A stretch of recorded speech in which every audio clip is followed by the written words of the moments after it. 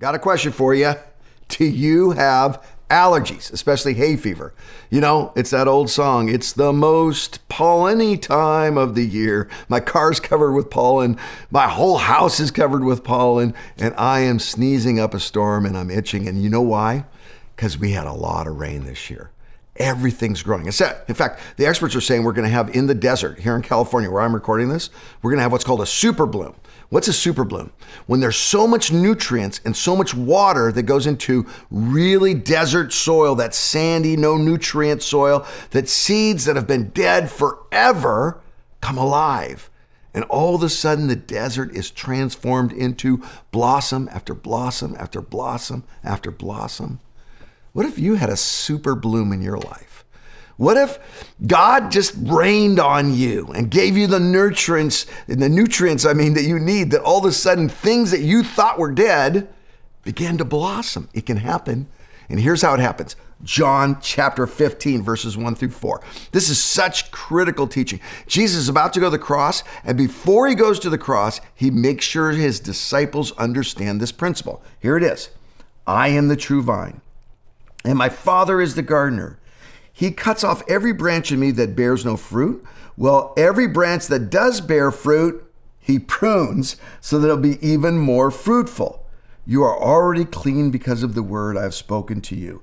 Remain in me, as I also remain in you. No branch can bear fruit by itself. It must remain in the vine. Neither can you bear fruit unless you remain in me. Now, they heard something different than what you just heard. See, because they were all farmers. They all had vines. They all had worked in vines. They'd worked with trees and wheat and grain, so they knew exactly what was going on here. What Jesus is saying is, be grafted into me. Remain means grafted. What's grafting?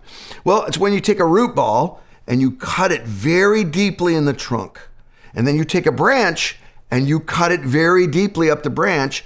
And then you marry those two cuts together and you bind them tight.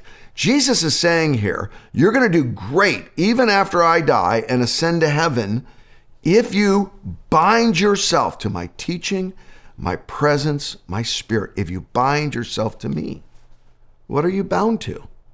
Some of us are bound to work. Some of us are bound to significance. Some of us are bound to earning. Some of us are bound to popularity. And I'll tell you what, you're never going to be blooming bound to those things. You're never going to produce fruit bound to those things.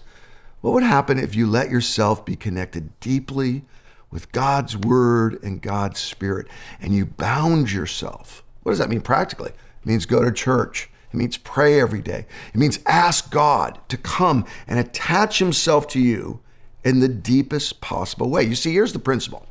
You were never meant to produce fruit. When you spend your whole life just, I'm going to be fruitful, I'm going to be so good and patient, kind and loving, and you were never meant to produce fruit. What you're meant to is be bound into the roots of Jesus to get his nutrients, to get his strength, and then to bear the fruit that he produces in you.